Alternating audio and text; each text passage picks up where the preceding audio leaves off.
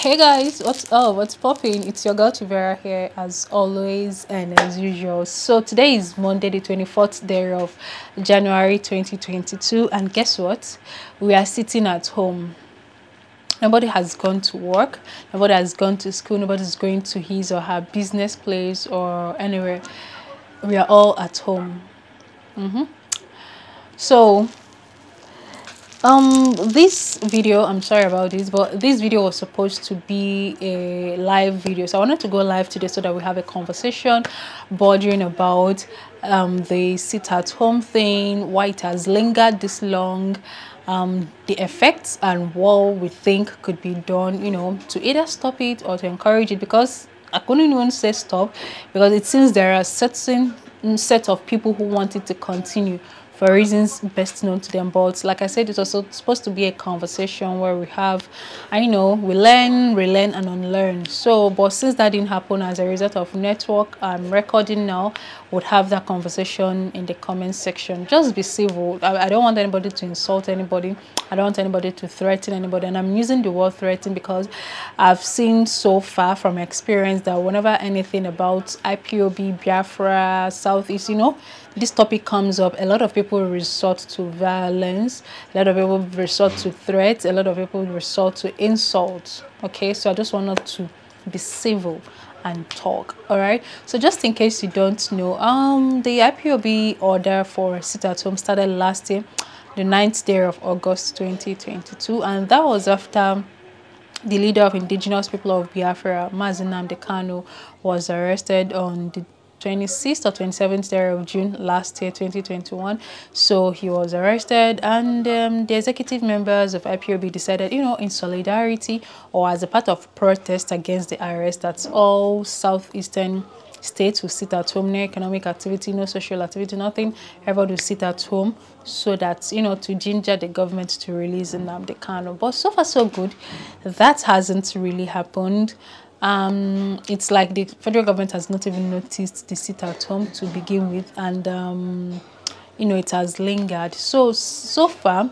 But before now, that same last year, we would also notice or would recall that the executive members of the IPOB, I'm talking about people that I don't know him, but I know there's someone they call Emma Powerful, and other people, they also came out to say that, okay, oh people, we've cancelled the sit at home, you can go about your business, nobody is stopping you from going to school and all of this. And this were as a result of when reports that a lot of violent activities were going on in different local governments and in different cities across the southeast. And I'm talking about places that cars were burnt, businesses were burnt, even a viral video of a woman, I think in Onitsha also, her products she was selling or cooking, her rice was thrown away. Then the other woman, who is a trader, her shop was, you know, destroyed and all of those things. So these people came out to say that these are not members of IPOB, and as a matter of fact, the sit at home has been called off. You know, you can go about your businesses and all that. But at that point,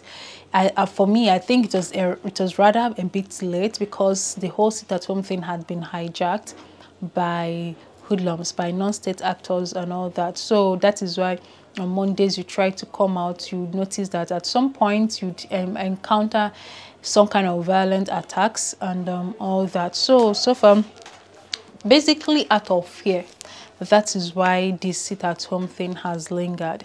And initially, yeah, at some point some people were so comfortable with it. I'm talking about most civil servants, because I mean, there is nothing to lose. All right, at the end of the day, their salaries will come in and everybody's good.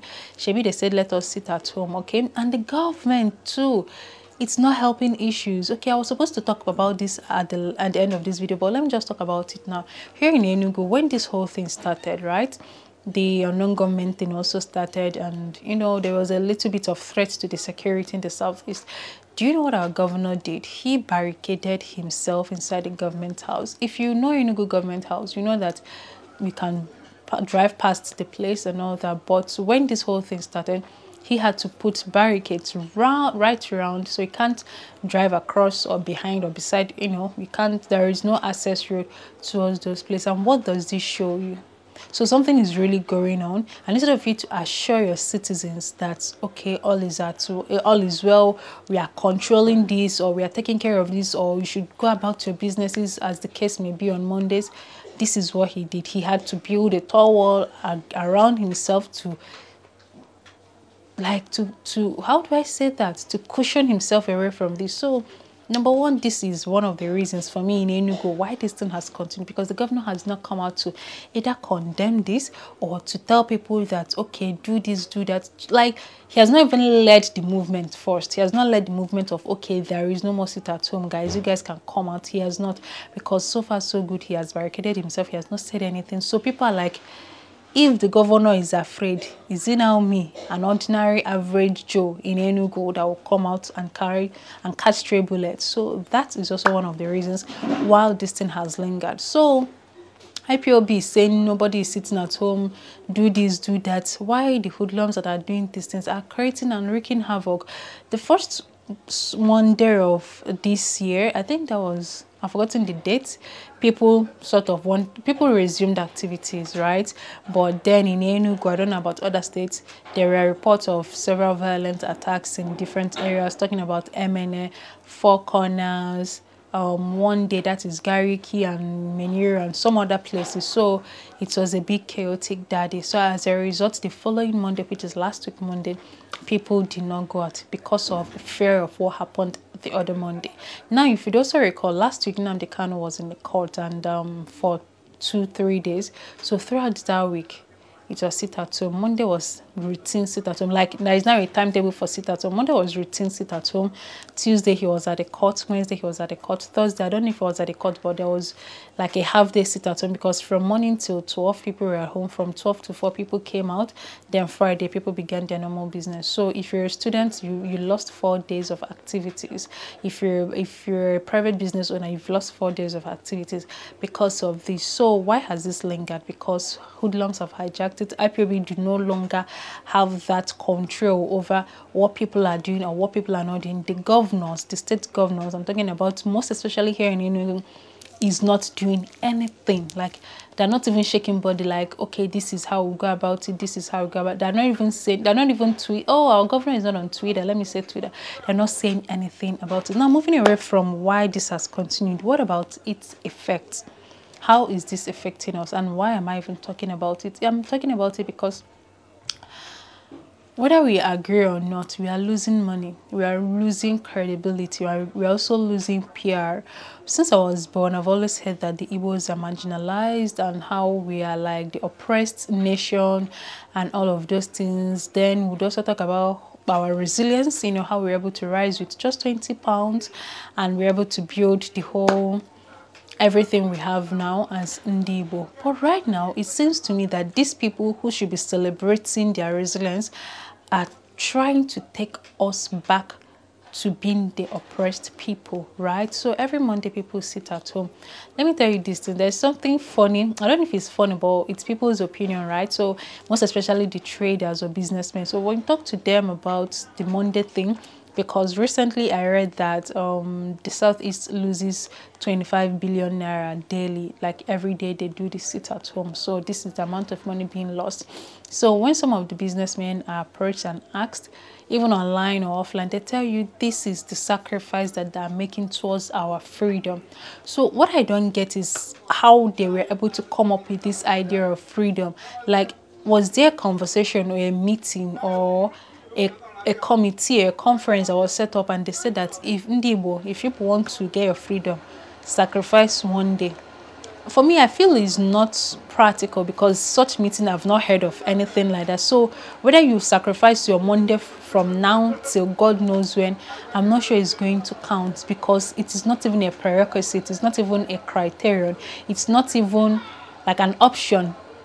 Like the option of freedom or no freedom has not even come up. Like, I'm not sure that in all the press that the governor or the president has been going on, that he's been asked, when are you going to set the Ndi Igbo free? And he says depends on the amount of sacrifice. So I don't understand the relationship between sitting at home every Monday and not doing your business every Monday to Ndi Igbo being released. Do you understand? Like I don't know if this makes sense. So if this makes sense to you, please can you in the comment section like enlighten me and some other people that might be confused at how our continuous sitting at home every Monday is going to help us become a free nation. Right now, about the business, I'm not a business person, right? So business people, they know how they make their money even if they don't go to work a day or anything. Let's talk about other parts that is affecting us as a people. Education. So I have a cousin that I live with, right? So normally they close school by 2 p.m. So right now they now close school around 5 p.m. The reason is that they're trying to compress everything that they missed on Monday to other days. So those extra hours is to make up for the lost Mondays they've done that, and that is for him. Then for other people here in Southeast, here in Enugu, I'm not talking about every other Southeastern state, I don't know how it is there, but right here in Enugu, some other schools have resorted to going to schools on Saturday because their week is not like Tuesday, Wednesday, Thursday, Friday, Saturday, right? So these are for the private schools whose parents are a bit like conscious of the effects that if they should miss out on some academic effects, the long-term result, what it will be to them. Now let's talk about the average Joe whose children are in a government school, whose teachers are those that realize at what side not sit at home, we are sitting at home now. So this set of people do not care. I mean, they are teachers. Even if they cared, like there is no guarantee that if a teacher, if a civil servant goes to work, that his or her safety is assured. So I don't even blame them. But there are children under their care, and there are children who are expected at the end of the school year to compete with other people from different regions of the country and regions of Africa. I'm talking about the WAEC, the NECO, the JAM, the whatever exam. So I'm not sure that when WAEC start, they'll be like, where are the Ndi Igbos? They were missing Mondays. You push, okay, because your school year was this day, let us set something small. I'm not sure that is going to happen. So yeah, where could come, what do you think could happen? They'll resort to malpractice. They'll do their malpractice, come out with 9 A's, you are hailing them, but you know deep down that these people did not study properly. They were not properly tutored, they were not properly trained. And what does that leave us? We are breeding a new set of semi-literate and illiterate, right? So people who are like half-baked graduates, half-baked secondary school leavers, half-baked generation, and these are people of Igbo origin. All right, a lot of people would argue, oh, when the war comes, because I don't know who is giving some people the idea that there's going to be a war and that we are so much prepared. God forbid I will not be here when that one happens, but just let's assume that that thing comes. I was not here when the Biafran war happened, but from a couple of things I have read, I was also made to understand that the Igbos were not really prepared for war per se. You know, we are still talking and the war broke out, but then they were able to fight to the extent they fought because of a whole lot of intelligent people who were them. I'm talking about the R&D department, something like that. People who were in charge of creating the refineries when Port Harcourt or you know the Biafran story well. So I'm just telling them, but you know what I'm talking about. The people who were in charge of making the machine guns, even the den guns they use, people who were able to set up refinery that refined oils for them, people that, so these were smart people. So I tell him that somebody who cannot pass WAEC, if in case this thing happens, that these are the people we have as our intelligentias too. Because like I said, I've not experienced war, right? But I know that part of fighting war, like 50% or even more than 50% of it lies on intelligence, while the other one lies on warfare. So you cannot like blindly go into a war and hope to win because maybe you have numbers or you have strength or you have muscles and all of those things. So I think it is just time we start looking inward in the long-term effect of these things. Banks do not open here. Like if you have transactions, like you just have to wait for the next few days, and those few days are usually crazy because it's like we not do things for this day, so they're trying to meet up. So I don't know, this is just one part of it. Education, I'm talking about our children, I'm talking about my children. Even if you're not a resident here, I'm talking about your sister's children. They are the ones facing this. Life in Nigeria is already crazy, it's already stressed. That the stress some of us are passing through, or some of these children are passing through in the Southeast, is uncalled for. Now let's talk about the hospitality part. I have one of us who came down here to Nigeria during the break. I recommended a place where he could stay with his wife, and they were in Enugu last week. So then they heard about the whole sit at home, 1 week sit at home, 4 days sit at home. You know, they didn't take it serious. But at the end of the day, the momentum it was gathering, they were like, okay, this is for real. Do you know that there was no flight? Every flight leaving Enugu was booked out. If you guys saw the news or followed trends on social media, you know that what's it called? Opiweka Bridge was packed, like it was jam-packed, because people were living in droves from southeast trying to get across either to Asaba or Benin or wherever. At least let them leave this place. Why are we doing this to ourselves? Why? So this guy, there was no flight leaving Enugu, so they had to like run. It was more like running out of Enugu, and the reason why he was running out of Enugu was because of insecurity, and the other reason was because his wife is white. So if for anything happens, but God forbid, you know that the wife is a primary target. So he needed to ensure her safety, and so they left. And so what I'm saying is why did I bring up this story? If for any reason they stayed back in Enugu, like nothing happened, no sit at home, no news of intensified, because the whole thing was chaotic. So you can't, people, okay, let me explain the situation. On Sunday, fueling stations in Enugu were filled up to the max. People were buying in bulk. Supermarket, stores, malls, like, it was like people are getting ready for war because they don't know how it's going to be. They don't know. So there is fear in the land. So any same person will take precautionary measures. Like people were buying things, even, OMG, you should have seen Enugu the last Anambra election. It was crazy, and that craze also led to the death of 4 people, because a lot of people were on the streets that day. There was traffic, a tanker failed brake at Unza, killed 7 people at the spot. A whole lot of other people injured themselves. Why are we doing this to ourselves? So this guy, this guy sort of ran away from Enugu with the wife. So why am I saying this? Because if they had stayed back for whatever reason, they would have spent a couple of days here, spent a couple of naira, and this naira will circulate. If the naira could circulate even to the most average of all the average Joes, either as a tip or as payment for services rendered or for product bought and everything, and everybody will be happy. So imagine getting 1 naira that you're out, but we lost all of these things because of what? We are sitting at home, we are fighting, we are sacrificing for our freedom, and this freedom has not even been discussed. Like, it's not even making national news. Nobody is reading NTA and are saying, so this is how far we've gone for the freedom of Ndi Igbo. So why are we the people holding ourselves back by ourselves? I could be wrong. This is how I am feeling about this, but then, like I said, this is a conversation we need to have. So if I'm taking this the wrong way, please, like, enlighten me in the comment section, so I would understand how far and how effective this sit at home would be to what achievement of the freedom. Like, because this is the word I keep hearing when I ask people, oh, we need our freedom, to the freedom of Ndi Igbo, to the freedom of Mazi Nnamdi Kanu.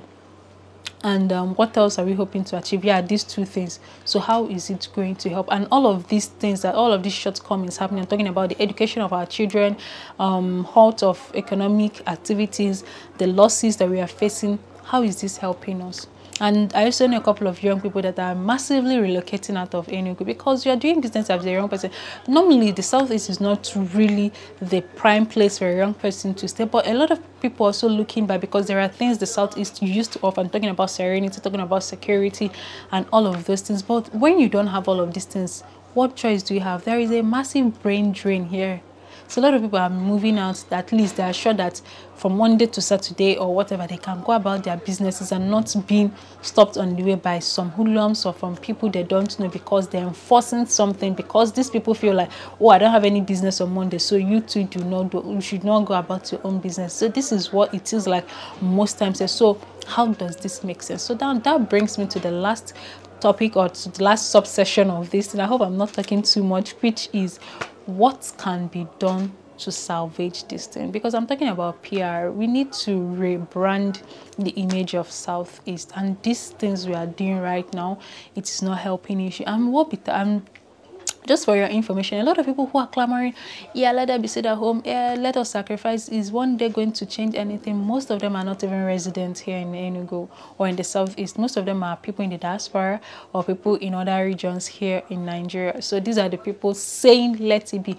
but they are going about their businesses, doing things, getting their kids in school, coming back on time, not panicking if anything's going to happen or not. So these are the ones that will fill you up with crazy theories online and are influencing things here. So now, what can be done? I feel for me, what can be done, and this is a conversation I had with a friend and colleague, and he advised, which I sort of agree with him right now, it is time to hold our government responsible. Right here in Enugu, like I told you, Ugwuanyi barricaded himself in the government house. First of all, he should start by pulling off that barricade, addressing the people, giving us hope, giving us assurance that your security is paramount, and these are the things that I'm doing. You get, I don't know how they're going to do, but I'm sure that they have a whole lot of very smart and intelligent essays, advisors, and all of these things. Let there be a town hall meeting. Let us set up something for our own good, so that at the end of the day, even when they're out of the government, they can be sure that there is an Ndi Igbo that are not just economically stable but academically stable and sound in all ramifications. So I think we should start, instead of saying IPOB this, IPOB that, let us start calling out the government. Let's start holding them responsible. What have you done to salvage this? What have you done? What have you done? What have you not done? So when they trend for days, for days, for weeks, for months, I'm sure someone like my governor, who likes to maintain a positive image on social media, I think he will say something. I think he will do something. I think he will start by either removing that barricade, taking a step to the secretariat, telling people, I'm at the secretariat on Monday. Civil servants, come to work. School children, you can go to school. Private business owners, you can go about your business, and all of those things. So I think they should lead the conversation. They should lead the step towards this thing, because at the end of the day, if nothing is done, this thing is going to bite all of us in the ass somehow, one way or the other. It is, and I'm looking at the future generation, not even us. I'm talking about our children. I'm also somebody's child, though, all right? But I'm just talking about the compound effect this thing would have if it's not quickly addressed. And like I said, this is a civil conversation. Do not try to be rude. Do not try to be violent. Do not try to be insulting. I do not know, or I'm not even a political analyst or anything. I'm just a concerned citizen that is being affected by this. Okay, I didn't say this. You know, the reason why I share this on my channel is because, believe you me, I know a majority or more than a majority of people who watch my videos have ties in Enugu. If you didn't grow up here, you are living here. If you're not living here, your family, your siblings, or your village is somewhere in Enugu state, okay? So you have a tie here, so you should check your mouth. Don't say because I live in Paris or France, Canada, UK, US, it is none of your business. Somehow it is your business.